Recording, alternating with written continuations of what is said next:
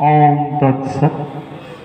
परम श्रद्धार এই মহান পবিত্ৰ স্থানত মহাভাগৱত শ্ৰৱণ কৰা প্ৰতিজন ভকত সাধুগুৰু বৈষ্ণৱ আই মাতৃ শ্ৰীচৰণত কোটি কোটি প্ৰণাম জনাই সাপ্তাহিক যি ভাগৱত ইতিমধ্যে অধ্যয়ন চক্ৰ চলি আছে তালৈ সকলোকে স্বাগতম জনোৱা হৈছে। আজিৰ এই পঞ্চম স্কন্ধৰ আমাৰ ২৪ চন্দত গুৰুজনাই যি পাঠ কৰি গৈছে তাৰ শিৰোনামা হৈছে ঋষভ দেৱৰ পৰমহংস ধৰ্ম পালন।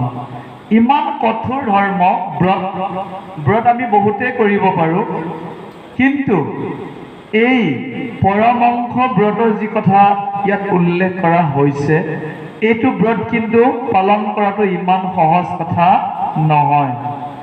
জৈন ধৰ্মৰ যিসকল ব্যক্তি আছে তেওঁলোকে ইয়াৰ কিছু কিছু পালন কৰিব পাৰে, প্ৰত্যেকেই নোৱাৰে।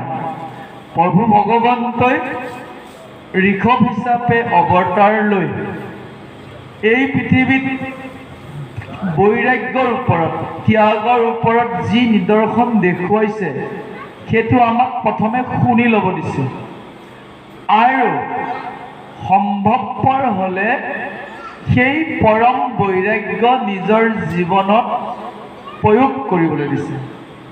আমাৰ বহুত মানুহৰ এটা ধাৰণা হৰিনাম ল'লেই যিহেতু মুক্তি, তে আমি বাট বিচাৰ একো কৰিব নালাগে, চব কৰি যাওঁ। আচলতে কেতিয়া ভাগৱতে ক'বগৈ আছিল এনেকুৱা এটা ধৰ্মৰ ব্ৰতৰ বিষয়ে তেওঁ দেখাইছে। ঋষভ শব্দটোৰ অৰ্থই হৈছে শ্ৰেষ্ঠজন। আপুনি যিমান ব্ৰত কৰিব, যেনে বাক্যৰ ব্ৰত, মনৰ ব্ৰত, বিভিন্ন ধৰণৰ ব্ৰত আছে। অন্নৰ ব্ৰত আছে যে আপুনি এনেকুৱা অন্ন গ্ৰহণ কৰিছে যিটো অন্ন সৰ্বসাধাৰণৰ লগত নিমিলে। তেনেধৰণৰ সাংঘাতিক ব্ৰতৰ বিষয়ে পৰমহংস ধৰ্মৰ বিষয়ে দিব আমি আজি শ্ৰৱণ কৰিম। যোৱা খণ্ডত আমি পাইছিলোঁ ঋষভে পুত্ৰসকলক জ্ঞান প্ৰদান কৰিছিল, বিষ্ণু ভক্তি কৰিবলৈ পৰামৰ্শ দিছিল আৰু সদায় সৎ পথৰ মাজেৰে হৰি আৰাধনা কৰি জীৱন যাপন কৰিবলৈ পৰামৰ্শ দি ভৰতক ৰাজ্যখন দি দিলে। ভৰতৰ কাহিনী পামগৈ। ভৰত ৰজাই কিদৰে হৰিণ হ'ব লগা হৈছিল, বৰ সুন্দৰ কাহিনী ওলাবগৈ। ভাগৱতৰ সেইটো আটাইতকৈ ডাঙৰ মাধুৰ্য। যিখিনি কথা আমি জানি ল'লে আমাৰ জীৱনত ভুলবোৰ নহ'ব। আৰু যা নহওক, আজিৰ শিৰোনামাৰ ঋষভ দেৱৰ পৰমহংস ধৰ্ম পালন ছবিত প্ৰভুজনে পঢ়িছে। শুকমণি নিগদতি শুকমণিয়ে ক'লে শুনিও নিপতি পাছে, হে পৰীক্ষিত ৰজা পিছত শুনকচোন, ঋষভ কৰিল যেন কাজ। ঋষভে যিবোৰ কাম কৰিছিল তাৰ লিষ্ট দিছে। পৰম বৈষ্ণৱ সন্ত জ্যেষ্ঠ পুত্ৰ ভৰত আছিল। চাব, ভৰত এজন ৰজা কিন্তু পৰম বৈষ্ণৱ বুলি কোৱা হৈছে। তাৰমানে ৰাজদণ্ড হাতত লৈও ভৰত ৰজাই অহিংস নীতি পালন কৰিছিল। আৰু আমি কলিযুগৰ ভকতে ভক্তি লাইনলৈ গৈও আমি হিংসা পথৰ পৰা আঁতৰিব পৰা নাই। ভাগৱতৰ লগত আমাৰ জীৱনটো অলপ বিপৰীত ধৰ্মী হৈ আছে। সেইটো কিয় হৈছে জানে? যে ইয়াত থকা কথাবোৰ ফহিয়াই দিওঁতাসকলে কিছু ঢাকি ঢাকি যায়। কেইবাটাও কাৰণত ঢাকিব লগা হয়। কেতিয়াবা নিজে যদি পালন কৰা নাযায় সেই কথাটো স্কিপ কৰা হয়।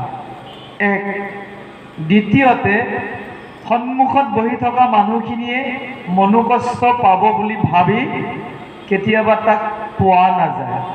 কিন্তু মহাপুৰুষ মাধৱদেৱ আছিল বৰ ষ্ট্ৰিক্ট, কাঢ়া আছিল। তেওঁৰ জীৱন চৰিত অধ্যয়ন কৰোঁতে পাইছোঁ মহাপুৰুষ শংকৰদেৱে অলপ এৰা ধৰাকৈ চলিছিল, কিন্তু মহাপুৰুষ মাধৱদেৱৰ এটাই নীতি আছিল যে নৌ কনচিডাৰ। তুমি ভক্তি কৰিবলৈ আহিছা, ভক্তিত তুমি বেভিচাৰ কৰিছা, তুমি আমাৰ সংগৰ পৰা আঁতৰত থকা। বহুত ডাঙৰ কথা হয়। আমাৰ কিছুমান ক্ষেত্ৰত কেতিয়াবা কি কৰিব নালাগে, কম্প্ৰমাইজ কৰাটো ভুল। কাৰণ মৃত্যুৰ দিনা যদি নাম সোঁৱৰিব নোৱাৰোঁ, আমি কোনো কাৰণতে ইমান দিন নাম লৈ আহিলোঁ, ভক্তি কৰিলোঁ, তাৰ ফলস্বৰূপে যে বৈকুণ্ঠত যাব পাৰিম সেইটো ভাগৱতে কোৱা নাই। নতুবা ভৰত ৰজাই সদায় দেখোন ঈশ্বৰৰ সেৱা কৰি আছিল, কিয় হৰিণ হ'ব লগা হ'ল? অজামিলে ঈশ্বৰৰ সেৱা কৰা নাছিলেই, কিয় তেওঁ পুতেকক মাতোতেই বৈকুণ্ঠত যাব লগা হ'ল? আপোনালোকে কথাবিলাক বিশ্লেষণ কৰিব। ভাগৱত শ্ৰৱণী প্ৰত্যেকজন ব্যক্তিয়ে কম আৰু বেছি পৰিমাণে ভাগৱতৰ কাহিনীবোৰ জানে। নিজৰ চিন্তাৰ লগত আপোনালোকে তাক টেলি কৰিব, ৰিজনি কৰি চাব যে কোনটো মোৰ গ্ৰহণ কৰাৰ যোগ্য, কোনটো মই বৰ্জন কৰাৰ প্ৰয়োজনীয়। ৰজা নহওক, ইয়াত আমি গম পালোঁ ভৰত ৰজা পৰম বৈষ্ণৱ। আৰু অৱশেষত ত্যাগৰ চূড়ান্ত নিদৰ্শন পৰমহংসৰ বেশ লৈ তেওঁ সমস্ত ভোগ ত্যাগ কৰিলে আৰু ৰাজভৱনৰ পৰা ওলাই গ'ল। অকলশৰে ওলাই গৈছে, বস্ত্ৰ নাই বুলি কোৱা হৈছে, চুলিবোৰ আউল বাউল বুলি কোৱা হৈছে, কলা বোবা মানুহৰ নিচিনা।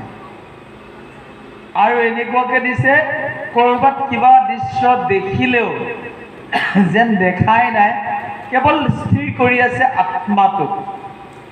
আত্মাটো কি ৰূপত আছে মানুহৰ? চতুৰ্ভুজ ৰূপত আছে আমাৰ হৃদয়ত। আৰু আমি আত্মাৰ কথা নাভাবোঁ, খোৱা বোৱাৰ চিন্তা কৰোঁ, বিষয় বাসনাৰ চিন্তা কৰোঁ, কোনে ভাল কৰিছে, কোনে ভাল খাইছে পিন্ধিছে, এইবিলাকহে কওঁ। আচলতে এইবিলাক কৰিবলগীয়া নাই, আমি নিজৰ ভিতৰত প্ৰৱেশ কৰিব লাগিব। কাৰণ আমাৰ জীৱাত্মা ৰূপে ভগৱান বিদ্যমান। কৈছে যেন কলা বোবা জনে, নমাতে নুশুনে কাণে, চাহি থাকে অন্ধক পৰাই। কণা কলা বোবা হোৱাৰ নিচিনা একো কৰা, কেৱল আত্মাৰ মন কৰি আছে। আৰু গোটেই পৃথিৱীৰেই বিভিন্ন ঠাইলৈ গৈছে, নোযোৱা ঠাই নাই বুলিয়ে কৈছে। কেতিয়াবা পৰ্বত পৰ্যন্ত পাইছেগৈ, বিভিন্ন জেগাত ফুৰিছে। এটাই উদ্দেশ্য, পৰমহংস ধৰ্মটোৰ বিষয়ে ৰাইজক জনাৰ মানসেৰে, জনোৱাৰ মানসেৰে তেওঁ ঘূৰি ফুৰিছে। যেতিয়া এজন ব্যক্তিয়ে দুখ সুখ সকলো পৰিহাৰ কৰি একান্ত মনে কৃষ্ণৰ নাম লৈ কৃষ্ণ কথা চিন্তনতে ব্যস্ত হ'ব, সৰ্বসাধাৰণ মানুহে দেখিলেতো আচৰিত হ'বই। এনেকুৱা কিছুমান পাঠাচাৰ্য ব্যাখ্যাচাৰ্য পাইছোঁ, ঘৰৰ পৰা যি ওলাই গ'ল 4 মাহ 6 মাহ অসমৰ বিভিন্ন জেগাত পাঠতেই ব্যস্ত হৈ থাকে। ভাগ্যৱান, কাৰণ জীৱনটো এটা সীমাবদ্ধৰ মাজত আমি কটাব লগা হয়। আধা বয়সটো আমি গমেই নাপালোঁ। যিখিনি সময় এতিয়া আমি পাইছোঁ, প্ৰতিটো সময় যদি আমি ভগৱানৰ চিন্তনত লগাব পাৰোঁ, আমাৰ জীৱন সাৰ্থক হ'ব। আপুনি মই কেতিয়া পাৰ্ট টাইম কৰিছোঁ, পাৰ্ট টাইম সময় পাইছোঁ, কৃষ্ণ কথা ভাবিছোঁ, ভাগৱত শুনিছোঁ। এচাম এনেকুৱা ব্যক্তি আছে সংসাৰত কৰ্মত ব্যস্তই হৈ আছে, কিন্তু প্ৰতি মুহূৰ্তত ভগৱানৰ লগত সম্পৰ্ক নিৰৱচ্ছিন্নভাৱে ৰাখিছে। সেই নিৰৱচ্ছিন্ন সম্পৰ্ক যুক্ত হৈ থকা একমাত্ৰ এই মহান ব্যক্তিজনে আছিল ঋষভ। তেওঁৰ বাকী জীৱনছোৱা কাল ত্যাগ বৈৰাগ্যৰ বিষয়ে আমি ইয়াত পঢ়িবলৈ পাম, শ্ৰৱণ কৰিবলৈ পাম। ঘৰৰ পৰা ওলাই গৈছে, কেতিয়াবা গোহালিত গৰুৰ লগতে তেওঁ সময় পাৰ কৰি দিছে। কৈছে গৰুৰ লগত কতো গোহালিত থাকে খুটি, কতো থাকে গোৱালৰ ঘৰে।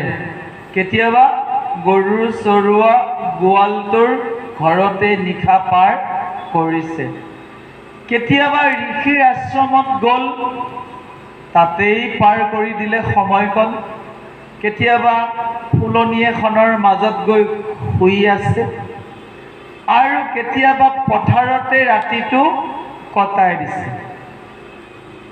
এই যে বিভিন্ন অনাই বনাই ঘূৰিছে, দেখাতহে পৰিছে, তেওঁ কিন্তু ক'ত সোমাই আছে? আত্মাৰ লগত সোমাই আছে।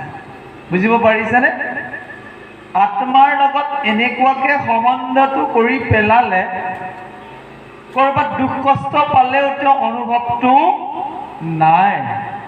আপুনিও যেতিয়া সমস্ত কৰ্তা ভগৱান বুলি জানি তেওঁক অৰ্পণ কৰি দিব, কোনোবাই কেতিয়াবা গালি পাৰিলেও গাতে নালাগে। আমি এতিয়া বিভিন্ন জেগাত ফুৰোঁ, বিভিন্ন সমালোচনাৰো সন্মুখীন হৈ যাওঁ। ব্যাখ্যা কৰি থাকিম, কোনোবাই ক'ব অমুক অমুক কথা কৈ আছে, গমেই পায়, কৈয়ে থাকে ওচৰতে। কিন্তু আমি সেইটো কটাক্ষ কিয় নকৰোঁ? ব্যাখ্যা কৰিবলৈ অনুষ্ঠানটোৱে মাতিছে। ব্যাখ্যা মানে কি? প্ৰসংগ, সংগতি, ব্যাখ্যা। প্ৰসংগ মানে কি? যিখিনি কথা চলি আছে তাৰ ওপৰত ক'ব লাগিব। সংগতি, সেই কথাখিনিৰ লগত ভক্তিৰ ক'ৰবাত মিল আছে নেকি? বুজিব পাৰিছেনে? সংগতি, তাৰপিছত ব্যাখ্যা কৰা হ'ল। যেতিয়া বিভিন্ন ধৰণৰ উপমা আনি, শ্লোক আনি কোৱা যাব, তেতিয়া দুই এজনে তাৰ পৰা সমালোচনা বাক্যবান কৰে যে এইটো কথা ইয়াত কিয় ক'ব লগা হ'ল। আমি যেতিয়া ভাগৱত শ্ৰৱণ কৰিম, সেই মুহূৰ্তটোত মনটোক যাতে আমি বেলেগলৈ নিনি স্থিৰ কৰি ৰাখিব পাৰোঁ, সেইটোকে ভক্তি বুলি কোৱা হৈছে। কিন্তু আপুনি ইয়াত বহি আছে, যদি আপোনাৰ মনটো আপুনি বেলেগত দি থৈ দিছে, সি ভক্তি হোৱা নাই। বুজিব পাৰিছেনে? সেইকাৰণে শ্ৰী শুকদেৱে বিভিন্ন কাহিনীৰ অৱতাৰণা কৰিছে। বচা বচা ঋষি মুনিসকলৰ কথা আনিছে, ৰজাবিলাকৰ কথা বিশেষভাৱে আনিছে। কিয় আনিছে?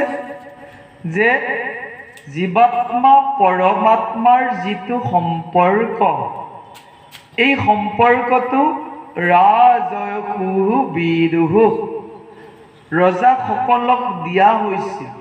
ৰাজ ঋষিৰ নিচিনা ৰজাসকল, কাৰণ ৰজা হৈছে দেশৰ মুৰব্বী।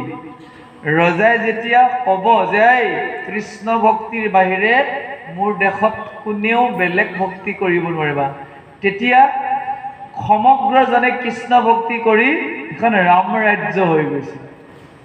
গীতাত ৪ৰ্থ অধ্যায়ত বৰ সুন্দৰ শ্লোক দি থৈ দিছে। অৰ্জুনক কৈছিল কৃষ্ণই, এই কথা মই বিৱস্বান মনুক কৈছোঁ, বিৱস্বানক কৈছোঁ, গৈ গৈ গৈ ৰজাসকলক কৈছোঁ, অৱশেষত ই হেৰাই গৈছে জনসমাজত।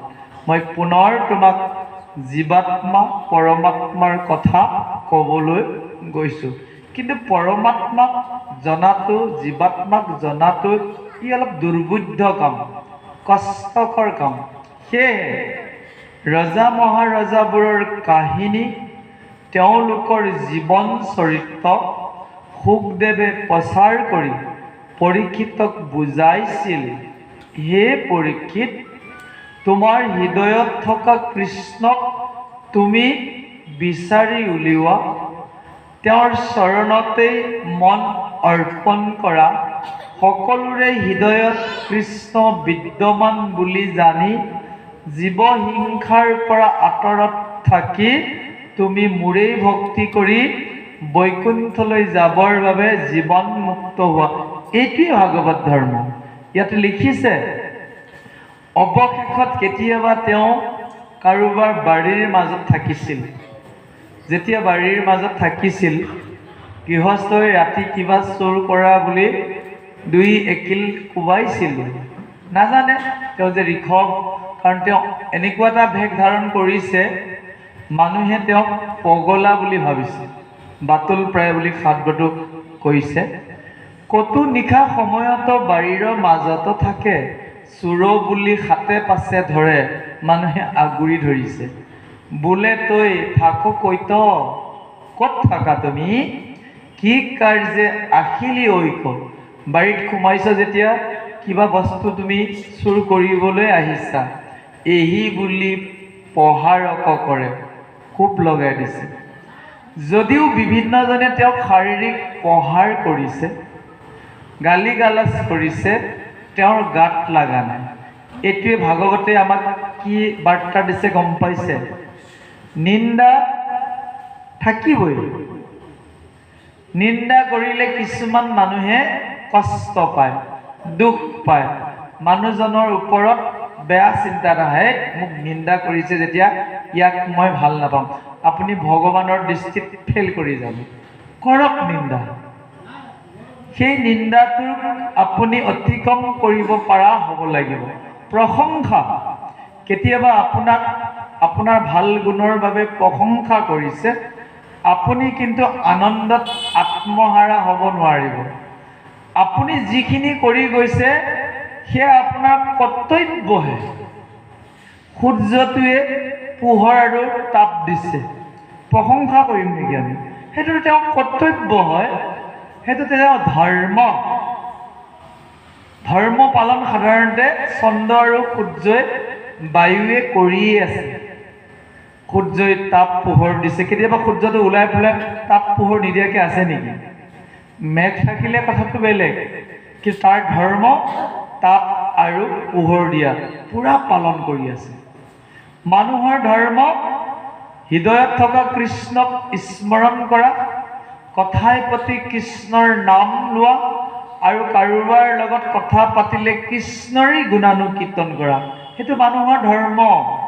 কিন্তু আমি সেই ধৰ্ম পালন কৰিব পৰা নাই, কাৰণ আমি এজন মানুহক লগ পোৱাৰ লগে লগে ঈশ্বৰৰ কথাখিনি অলপ পিছুৱাই থৈ তেওঁৰ লগত বিষয়ৰ কথাখিনিহে আমি বেছি গুৰুত্ব দিওঁ। কিন্তু ঋষভে সেইটো কৰা নাই। কোনোবাই গালি দিছে, নিন্দা কৰিছে, তাৰ প্ৰতি ভূক্ষেপ নাই, কেৱল আত্মাত ৰমণ কৰি আছে। এই আত্মাত মনটো লগাব পৰাটো বহুত ডাঙৰ ই কৌশল। এবাৰমান যদি আপোনাৰ অভ্যাস হৈ যায়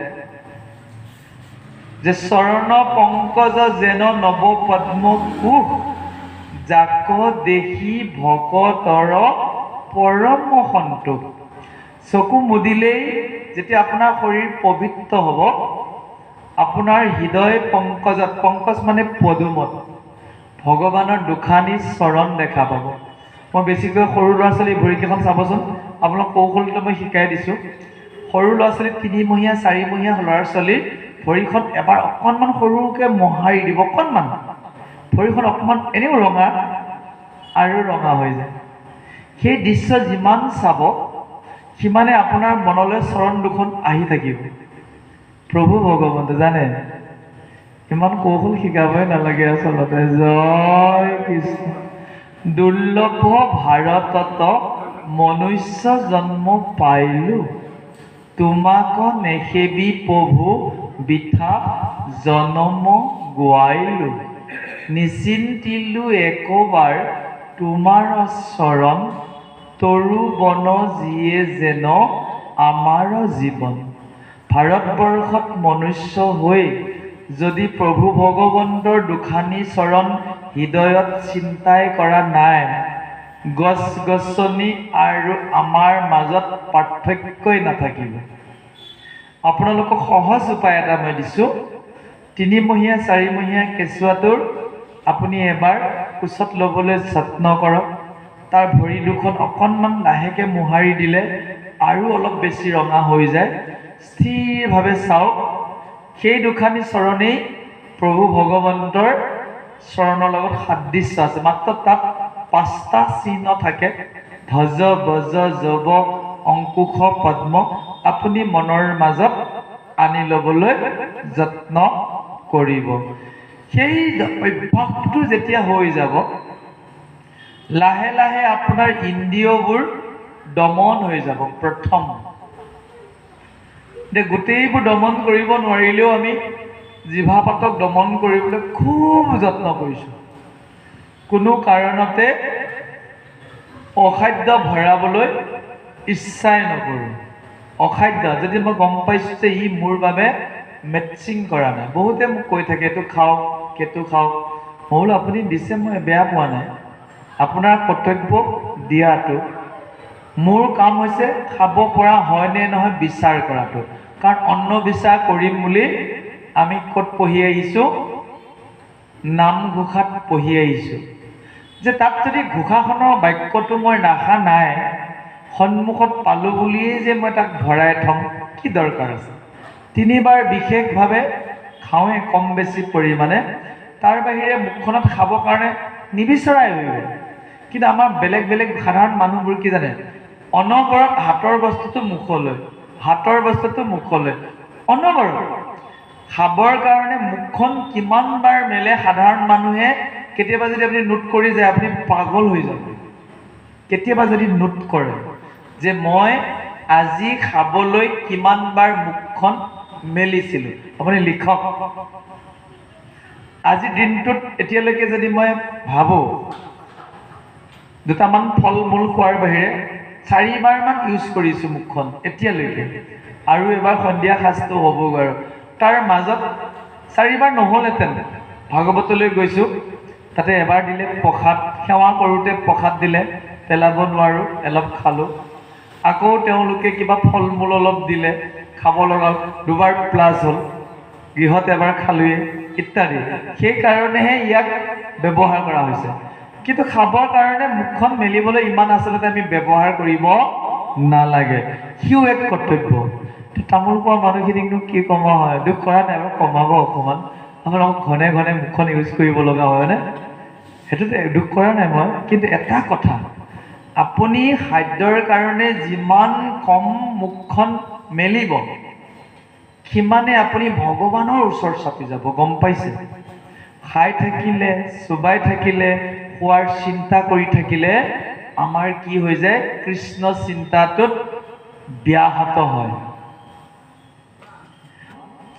কোনোবা ব্যক্তি যদি সদায় নিৰ্ধনী হৈ আছে, মনত ৰাখিব, কাৰণ নিৰ্ধনী ব্যক্তিজন সদায় ভগৱানক প্ৰাৰ্থনা কৰিব লগা হয়, প্ৰভু বিপদ আপদ আছে ৰক্ষা কৰিবই।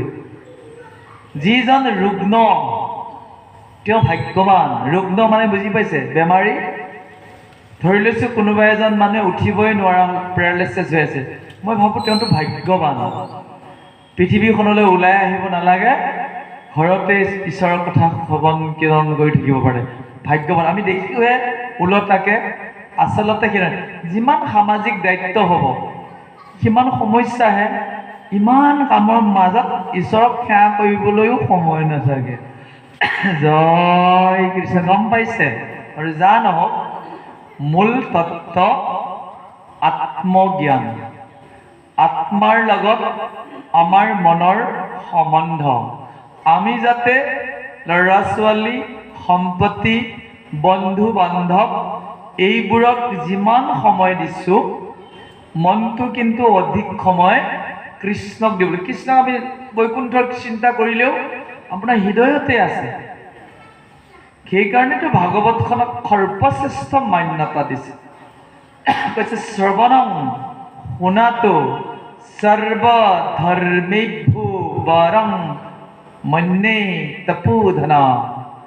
হে সভাসদগণ, তপোধনসকল, শ্ৰৱণ সমস্ত ধৰ্মৰ ঊৰ্ধত আছে।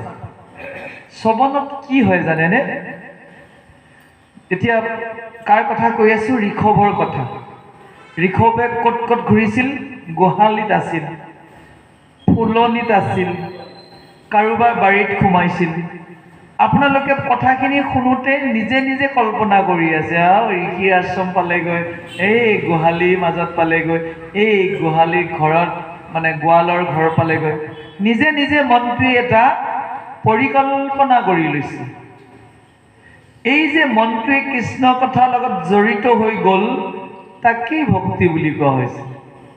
আপুনি যদি মণিকূটত সোমাই লৈ দুনিয়াৰ চিন্তা কৰি থাকে, সমস্যা হৈ যাব। সেই মনটোক কৈছে ৰহস্য ভক্তি। শুনিও উদ্ধৱে আৱে ৰহস্য ভকতি, কৰিবা অভ্যাস তুমি স্থিৰ কৰি মতি। কৃষ্ণকেই মই ভজিম, মই কাৰো ওচৰত নতশিৰ নহওঁ। স্থিৰ সিদ্ধান্ত। মই ঈশ্বৰক প্ৰাপ্ত কৰিবলৈ চেষ্টা কৰিম। স্থিৰ সিদ্ধান্ত। কৈছে শ্ৰৱণা বৈকুণ্ঠস্থ কৃষ্ণ ঐশ্য লভ্যতে। শ্ৰৱণ কৰি থাকোঁতে থাকোঁতে থাকোঁতে বৈকুণ্ঠৰ অধিপতি কৃষ্ণক শ্ৰৱণৰ মাধ্যমতে ঐশ্য এই পৃথিৱীতেই লগ পোৱা যায়। সেইকাৰণে শ্ৰৱণ সৰ্বশ্ৰেষ্ঠ। অতি সুন্দৰভাৱে ঋষভে আৰু কেইটামান জড়িত হৈছিল ঘটনাৰ লগত বৰ্ণনা দিব, আহক আমি শ্ৰৱণ কৰিছোঁ। জয় কৃষ্ণ।